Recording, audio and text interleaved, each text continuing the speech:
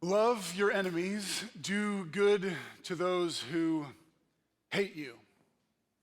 We've all heard these words, whether or not you consciously associate them with Jesus, a man who was killed by his enemies, or just lump them in with other kind of hallmark or bumper sticker niceties. We all recognize these to be challenging words. Loving your enemies does not come naturally. Throat punching them does. Canceling them does. Ignoring them comes naturally. Undermining them comes naturally, but not loving them. As challenging as these words are to us in 2023, they're not nearly as surprising today as they would have been 2,000 years ago. This teaching was so revolutionary that for the first few centuries AD, this was the most often cited Bible verse. This was the John 3:16 of antiquity. You want to explain to your Roman neighbor what Christianity is? This is where you start. Thanks, Dick.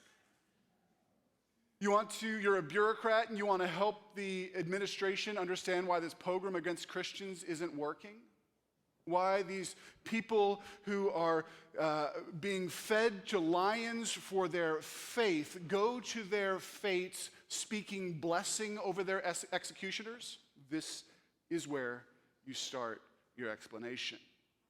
Today we're going to look at why following Jesus leads to treating people better in antiquity and now, and we're going to look at how this teaching, as I've suggested, has already changed the way you and I read our headlines, even if we don't recognize it. And we're going to look at how living this way will ruin you, except for one thing. Probably not in that order, though. Let me pray, and then if you guys are up for it, we'll get down to work. Father, would you send your Spirit here? We've invited you. We believe that you inhabit the praises of your people. We know that you are a loving God who loves to be with the creatures you have made. You don't stand far off from our praise or from our suffering. You give ear to our complaints and our calls for mercy. And now, would you come help us to understand an ancient text? Help us to submit ourselves to it, for our imaginations to be reshaped if they need to be, for our courage to be kindled if that's what you want to do this morning, and where you are inviting us to be healed by your Spirit, we pray that you would do the work only you can. In Jesus' name, amen. We're a few weeks now into a series in Luke's Gospel. We're calling this series The Way of Jesus. Here's why. Luke tells his telling of the life of Jesus a little bit differently than the other three gospel writers. Almost certainly, Jesus, being a good Jewish boy growing up north in Galilee, would have made multiple trips south to Jerusalem for religious festivals through his life. However, in Luke's telling of the life of Jesus, after his childhood, Jesus mainly is up north. He's just up north teaching and living until about midway through the gospel when he resolutely sets his face toward Jerusalem, and with his apprentices, his disciples in tow, he starts along that way. Jerusalem is where he will suffer and be killed by his enemies. And all along the way to Jerusalem, he is showing them by his teaching and by his actions what it looks like to walk this path, what it is to live in the way of Jesus. You won't be surprised then to know that one of the very first nicknames Christians get in the sequel to this gospel, called Acts, the very first nickname they get is The Way. Also an early contender for the name of this church family, but St. Mo's won out. Last week, Judy did a great job helping us to understand that scene where Jesus command-vites those first apprentices to live with him and to take risks and to be vulnerable and to follow him. Right after that comes Luke's response to the Sermon on the Mount. It's the Sermon on the Plain, Jesus teaching in a big flat area. And he begins with blessings and curses, sort of customarily. And then about midway through that teaching, he beckons people to lean in. He says, if you're listening, hear this. Love your enemies. And then we're away and running on today's teaching text. I remember shortly after we moved to England, I went to orientation for 6th grade at the American School in London.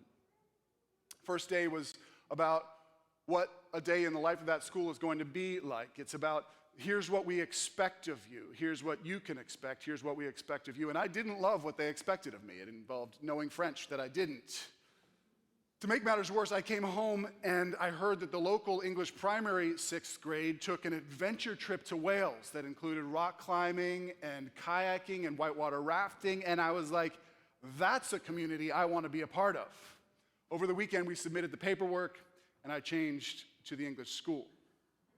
Jesus is helping his listeners to understand what life in a community shaped around him is going to be like. Are you in? All of you who are listening, hear this. Is this the community you want to be part of? Are you willing to be shaped by this culture of loving our enemy? Take a look at the way this teaching is so revolutionary. I want to suggest this morning that you read the news differently today because of this teaching and the revolution it has already caused. It's easy for us. It's easy for us to miss just how much Jesus has changed the way we think because it's just the water we swim in. I was officiating a wedding the other week, and I just had to remind them that consent was a Christian invention. It was in the early medieval period that Christians insisted that a woman ought to get a say in whether she marries this dude or not. But today, we're not talking about weddings. We're talking about how we treat people on the other side of an argument, the other side of a socioeconomic divide, the other side of an ethnic divide, the other side of the political aisle. Whatever the divide, how do you treat the people on the other side? See, the ancient world was a strictly boundaried place. Society, for all you Marylanders, was a Smith Island cake of hierarchies. By today's standards, there wasn't much opportunity for upward mobility. But nonetheless, you were sort of forced to play a game of giving and receiving, of lending and of borrowing, of giving gifts and of giving better gifts, all of it calculated to ratchet you one notch higher in the cake. But don't be fooled, it was a zero-sum game. To go one notch higher almost always meant that someone else got pushed down one notch lower. You could say the ethic was do one to others before they do one to you. Or if they've done one to you, you do one bigger back. And in some ways, we're still there today. Some of you remember this photo the LA Times circulated in 2019. Remember this story?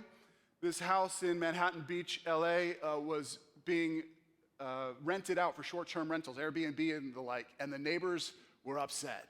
And one of the neighbors ratted them out to the authorities, and the city slapped a fine on that homeowner, and the homeowner slapped a fresh coat of hot pink paint and 2 emojis on the house.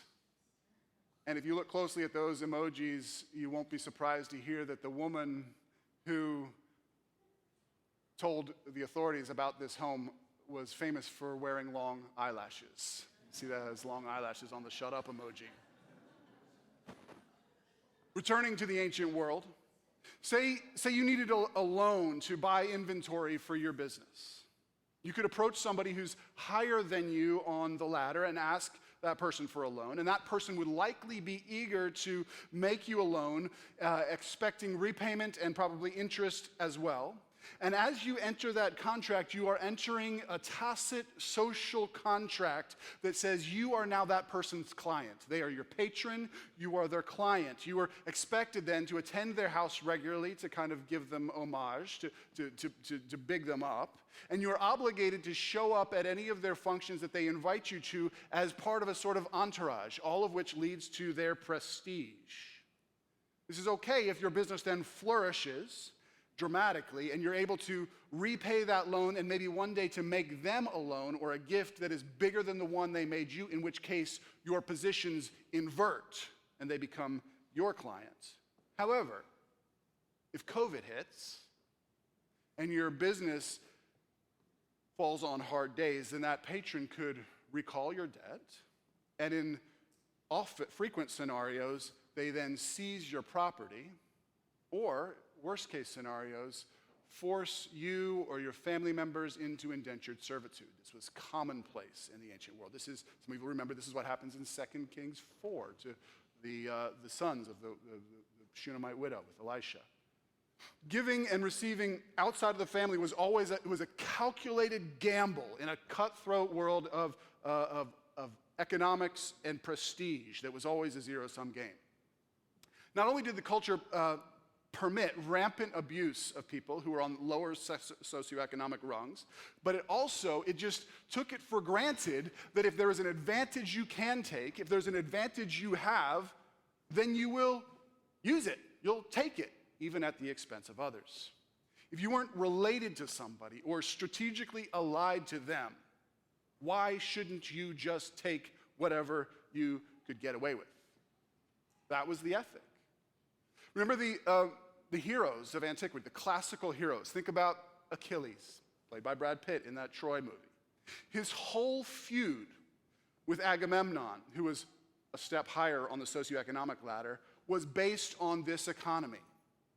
They had raided Troy, they'd carried off captives, including women, human captives, and Agamemnon, the social superior, wants the woman who has been stolen by, been awarded to Achilles. Her name is Briseis. And he takes her just because he can. So this entire backdrop is about stealing people, and then stealing people who have already been stole. And there is not so much as a nod that this is problematic. This is what you do if you can. Or think of Odysseus, the hero of the Odyssey. Do you remember what he was famous for? Do you remember his exploits on his Odyssey home? His resume, the resume that makes him a hero within the ancient imaginary, is this: he is a pirate. He pillages and plunders. And the assumption is simply that's the way the world works. And if you can do this, those who can do. These aren't viewed as character flaws in an otherwise heroic person. These are virtues. These are what make you a vir, a virtuous man. Hopefully you and I hear this with ethical alarm bells ringing in our ears. But what I'm saying is, these alarms only ring because we are downstream of King Jesus and his teaching, love your enemies. It was this teaching, it was this ethic that was so counterculture of loving and living that was practiced by these early followers of Jesus. It transformed the Roman Empire. Here's a 2nd century philosopher, Aristides, trying to make sense of the Christians to the Roman emperor. His name was Hadrian. This is early 2nd century. Hadrian comes to Athens. Aristides describes the Christians this way: they love one another. He who has gives to him who has not without boasting. And when they see a stranger, they take him into their own homes and rejoice over him as a very brother. And if there is among them any that is poor and needy, and if they have no spare food, they fast 2 or 3 days in order to supply the needy their lack of food. Such, O king, is their manner of life. And truly, this is a new people, and there is something divine in the midst of them. This is early 2nd century. This has seen the rise and fall of the Babylonian Empire. It's seen the greatness of the Persian Empire. It's seen the rise of Alexander the Great, the glory of the Greek Empire. It is now just a couple hundred years past the peak of the Roman Empire, and Aristides says this is a new people. There's something divine among them. And it's not their culture, it's not their conquests, it is the way they love and give. Some sociologists have calculated that the early church in Rome, though it only numbered a few hundred people in those first few centuries, provided over 1 million meals to the city each year by fasting themselves. They were marked by love, forgiveness, and generosity. Of course, philanthropy was a big thing in the ancient world as it is today. If you had significant means, you could make a large donation, and usually a plaque or a monument was put up in your honor. But the followers of Jesus, the people of this way, were marked by sacrificial generosity, from those who had a lot to those who had not much at all. There's a phrase that we repeat nearly every Sunday in our giving liturgy that haunts me. It goes this way: I am determined to increase in giving until it can be said that there is no needy person among us. You know where that phrase comes from? It comes from the sequel to this gospel in Acts chapter 4. The followers of Jesus, the people who are in the way, who are actually trying to live in the way, says this of them: there was no needy person among them, because those who owned land or houses would sell them and bring the money to the apostles to give to those in need. Next sentence, it goes on to introduce us to a guy who sells his family land because there was a need. His name is Barnabas.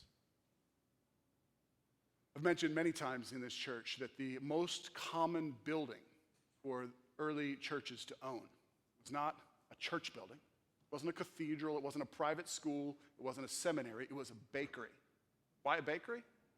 Because there were hungry people, and the way of Jesus was sacrificially generous. In his inimitable way, Tim Keller summarizes this social revolution in the ancient world as a result of the teaching and life of Jesus lived out by the early church. He summarizes it this way: pagan society was stingy with its money and promiscuous with its body. A pagan gave nobody their money and practically everybody their body, and the Christians came along and gave practically nobody their body, and they gave practically everybody their money. Doris Kearns Goodwin's a bestseller about Abraham Lincoln entitled Team of Rivals. Is that right? Yeah, Team of Rivals. Talks about how Lincoln forms his cabinet out of former political rivals. It's crafty, it's brilliant, and it was effective. But the people that Jesus ran with, the people to whom he bequeathed his kingdom and the people he breathed out his spirit upon, they weren't just rivals. These people were enemies. Enemies of him and enemies of each other. Think about which theological school Jesus goes after most vehemently. Who was it? Sadducees? Pharisees? Who was it? Pharisees, right? Who does Jesus, the risen Jesus, personally invite to follow him, to become the primary missionary of the gospel to the Gentiles, to become an author of major chunks of the New Testament? Paul, a self-described Pharisee among the Pharisees. Jesus gives himself to Simon, a zealot, from a group of people who are bent on the violent overthrow of the Roman occupation. And yet Jesus says surprisingly little about the Roman occupiers. He's busy getting after the Pharisees. Think of Joanna in Luke chapter 8, one of Jesus' close followers. She's married to Herod's chief of staff. Jesus surrounds himself with enemies. He loves them. Several of you have committed yourselves to reading your way through Luke's gospel as we teach through it on Sunday mornings headed toward Easter. One of the things you'll come across, I warn you, one of the things you'll come across a lot is Jesus eating with people. Don't read this on an empty stomach. You'll get hungry. He has so many meals with people in Luke. In his amazing little book on salvation and hospitality, Josh Jipp points out that over the course of these meals, these many meals and parables of meals in Luke's gospel, Jesus is essentially making friends out of enemies. He's turning enemies into friends. He says this: humans are created for friendship with God, a vertical orientation, and for friendship with each other, horizontal axis. But both sets of relationships have been fractured by disordered desires for wealth, status, power. This is that Smith Island cake.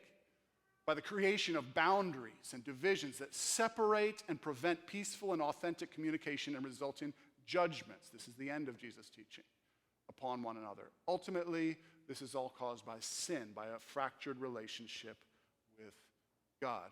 The Gospel of Luke introduces us to a Savior who both restores our broken friendship with God and thereby heals our broken relationships with each other. 2,000 years later, though, and we have all but lost sight of this revolution that Jesus caused with his teaching and his life of love. Love your enemies, do good to those who hate you. It's still challenging for us today, but it's just worked its way into our worldview. It is undeniably part of our perspective on what it is to be good. So when we read last year of Russia invading Ukraine, there was outcry. People across the world were incensed. 2,000 years ago, no one would have given a rip. No one would have cared. No one outside of Ukraine would have said anything except those who are worried the same thing could happen to them. That's just the way the world has changed, so much from viewing might is always right. Or think of this, the efforts of Reconstruction in post-bellum southern United States, or in post-war Germany, or in Iraq or Afghanistan. All of these efforts were less than they could have been, less than they should have been, certainly. And there are undeniably, there's security rationales and there are economic rationales for doing Reconstruction, but you just don't do this in the ancient world. You do not help your enemy rebuild after war. That perspective is downstream of the revolution of Jesus that says, love your enemies. Do good to those who hate you. I'm not arguing that any of these major policy decisions were made consciously or deliberately trying to obey Jesus' teaching. I'm not even arguing that they were made by followers of Jesus. I'm saying that the lens through which we all inescapably read the headlines today is shaped by this teaching of Jesus. It is radically different because of him and his followers. Even think about this, the contemporary critique of colonialism, which is so needed and in many ways very helpful. It often points the finger at the church, many times rightly, sometimes wrongly. That critique itself is enabled by this revolution of Jesus. It's because of Jesus and his followers, and because of the occasions where followers of Jesus have actually lived this out, that we even think that it's unjust for one culture to colonize another culture. We have been changed by this, even those of us who don't believe in Jesus or give a rip about him. And those of us who are followers of Jesus, we have fallen terribly short of this. I don't need to rehash for you the many ways in which Christians have glaringly gotten this wrong. We all know them. But what I want to suggest is those stand out for us precisely because they fly in the face of the way of Jesus. We've been changed. In this sense, the gospel has already prevailed. I want to pivot now to looking at why the way of Jesus' love makes the world better, but it's also next to impossible. One of the problems with loving your enemies is it can get you killed. It can get you killed. You invite your enemy to your table to share a meal, and you might just get betrayed. C.S. Lewis said one of the inherent problems with love is this: it makes you vulnerable. Here's a quote of his from the Four Loves. He says, "Love anything and your heart will be wrung and possibly broken. If you want to make sure of keeping your heart intact, you must give it to no one, not even an animal." Pet lovers. Wrap it carefully around with hobbies and little luxuries. Avoid all entanglements. Lock it up safe in a casket or a coffin of selfishness. But in that casket, safe, dark, motionless, airless, it will change. It will not be broken. It will become unbreakable, impenetrable, irredeemable. To love is to be vulnerable.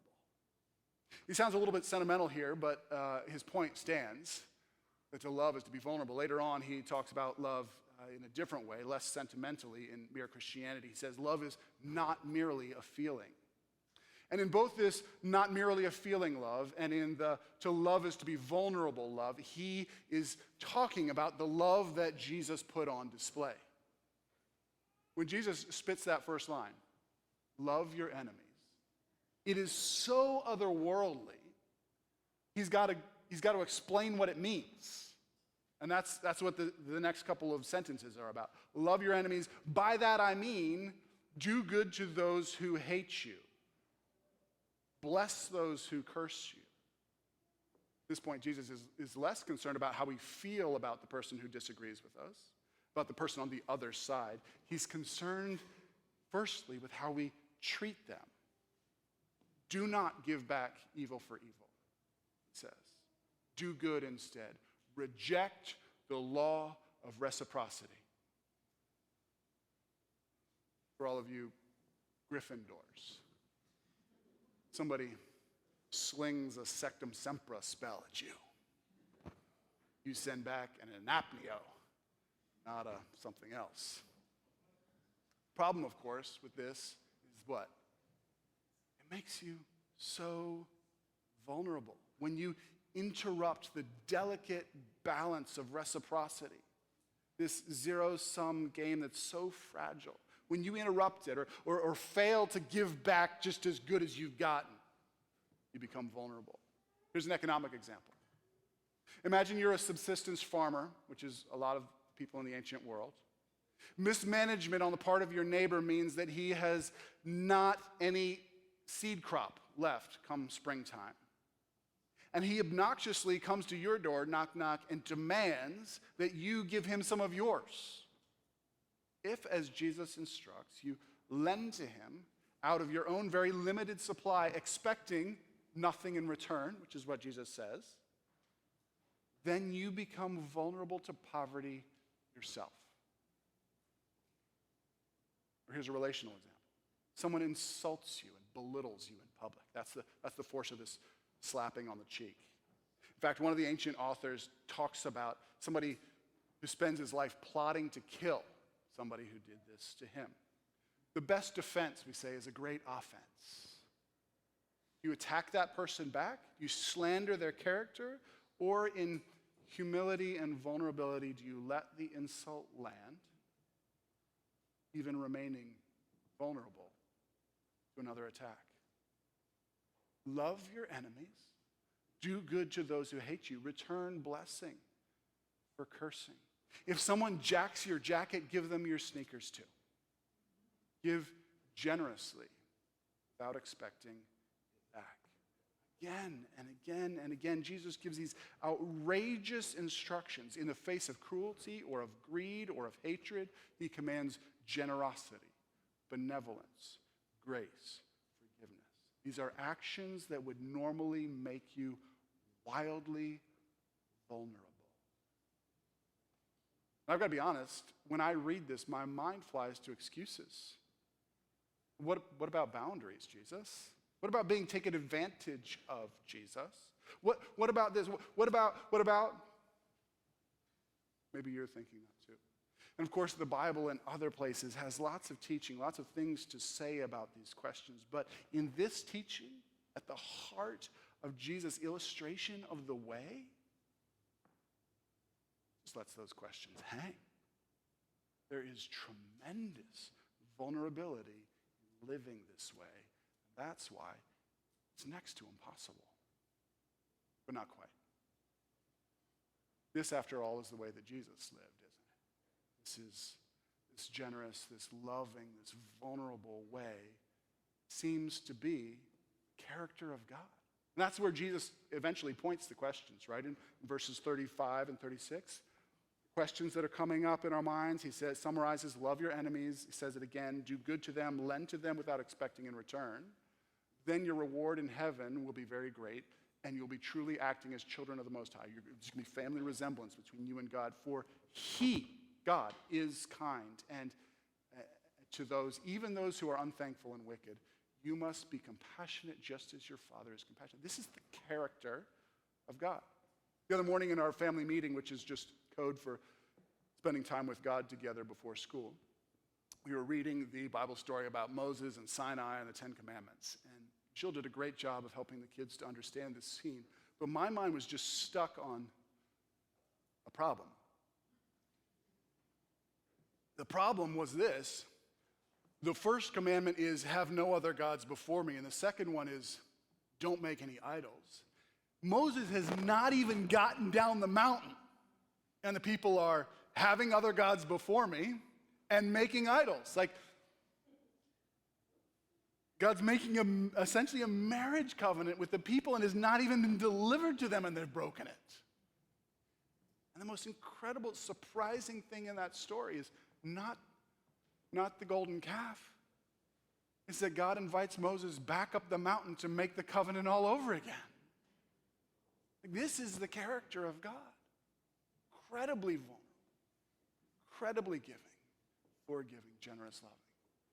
We see this again and again and again in the character of the Son. As we'll see in a few weeks when we get into the parables, so much of Jesus' teaching is it's an invitation to receive him rather than to reject him. And yet we get to the end of the Gospels and he is there pinned to a cross, dying precisely because he has been rejected. Do you remember what he says with his dying gasps? Father, forgive them. They know not what they do. This is the sort of love that's meant to mark the culture of those of us who follow Jesus. And it's built on this generous vulnerability that is lunacy without Christ. But with his love, it is wholly logical. The love that Jesus asks us to show is a love that he has already shown us. It still entails scary vulnerability, but this vulnerability is surmountable in him. This sort of love is possible because he meets us in that place of vulnerability. We can face the insults of our enemies without retaliating because our honor does not lie in the public square. Our honor is sourced in his love for us. We can do good to those who hate us because our security isn't in the strength of our defenses back against them. Our security comes from Christ, who is our refuge. You can lend without expecting in return, even if you don't have much, because you already know the one who has promised to provide for your needs. We can forgive, and forgive those who wrong us, not because we're unfeeling, not because we're automatons, not because we're doormats, but because we know what it is to be forgiven, and because the Spirit of the risen Christ dwells within us, and he loves to facilitate our forgiveness. Loving and living in the way of Jesus, whenever and wherever it truly happens, undeniably makes the world a better place. But it's only possible in him. We can't just muster it. Without him, it's simply too exposing. It's too self-emptying. It's too generous. It's too vulnerable. But grounded in being loved by him, this can and has changed the world. As a postscript, I want to hit that last verse in our teaching text. Do not judge others. Because I think this is one of the most misunderstood verses of our cultural moment. Do not judge others. It's quoted a lot by Christians and by non-Christians, and the force of it is, don't tell me what to do. There's no right and wrong. It's all just perspective. That's not what Jesus means. That's not what Jesus means. If it were what Jesus means, think about this. Jesus tells later on in Luke's gospel the parable of the Good Samaritan. Remember, this guy gets mugged. The religious leaders come by him, avoid him. The next religious leader comes by him, avoids him. The Samaritan, the outsider, comes by and treats him well. And Jesus asks the question, who was the neighbor who treated him, who was the better neighbor? And the guy answers, well, the one who showed him mercy. Can you imagine Jesus like, wrong answer. They're all neighbors. It's just a matter of perspective. Jesus assumes following him means we begin to discern between right and wrong. What he means is we don't write people off. We do not, he glosses it himself, do not condemn. We don't write people off as unworthy of love, as unworthy of forgiveness, as unworthy of mercy, because when we do, we are condemning ourselves, because that is precisely the position we were in when God has shown us his great forgiveness and love and mercy. I'm going to illustrate that with a story some of you who have been around St. Moses have heard many times, but several of you have joined recently. This is the story of the guy this church family is named after. 4th century African saint. Before he met Jesus, he was a highway robber. He was athletically endowed. He was big. He would beat people up, take their stuff. One night he broke into a home to steal some things, and the homeowner caught him in the act and chased him out the door, and he fled. He fled into the desert and ended up hiding in a cave that happened to be occupied by a bunch of followers of Jesus who were living out in the desert trying to follow the way. And they probably felt tremendously vulnerable around this guy who was known for his strength and for robbing people. But they nonetheless took him in, showed him love, taught him about Jesus, and his life transformed. Later on, near the end of his life, he was a leader in the church, and a young Christian had screwed up, done something wrong, we don't know what it was, and was supposed to be called out on the carpet. And this guy, Moses, was supposed to sit on like a tribunal to judge him. The day rolled around and Moses didn't show up. They sent somebody to get Moses, and eventually he came with a water jug on his shoulder, an earthenware water jug with a crack in it. The water is dripping out the back. He goes, "Here I come, with my sins spilling out behind me where I cannot see them, to judge another." 4th century mic drop moment. And the point isn't that sin doesn't matter, that wrongs don't matter. They absolutely do. That was the whole framework. The point is, we who have been forgiven so much ought to be the first to forgive. We who have been loved so well can draw on the limitless resources of King Jesus to love others, even our enemies. Let me pray. Father, would you come among us by your Spirit and do what I can't do with words? We long to live in the way of Jesus, and I am simultaneously terrified of it. Father, you beckon us into a vulnerability and a way of giving that is so exposing. But we pray that for the good of the city, for our good, and for the glory of your fame, that you would transform this little church family by degrees, that we would be known, like Aristides said, this is a new people, this is a new thing. They love each other so well. It is clear God is in the midst of them. Pray this in your name.